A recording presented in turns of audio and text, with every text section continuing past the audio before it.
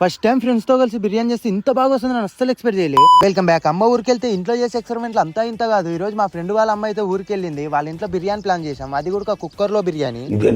ఇంట్లో అమ్మ ఉన్నప్పుడు హెల్ప్ చేయమంటే రాజాద్రి గ్రేట్ లో రవితేజ అన్నలాగా ఇలా ఫ్రెండ్స్ కలిసినప్పుడు అయితే రాని పని కూడా మీద వేసుకొని చేసేస్తాము. అట్లుంటది మనతో. ఇక నైస్ గా చికెన్ కడుక్కొని అందులో పెరుగు, కారం, ఉప్పు, మసాలా అన్ని పట్టేసి బాగా కలుపుకున్నాం. ఇక్కడ మా పనిలో మేముంటే మాలో ఇంకోటి మాడి పండు కోసుకొని తింటున్నాడు సైలెంట్ గా. తినడానికి వచ్చారని చెప్పి నేను అడుగుతా.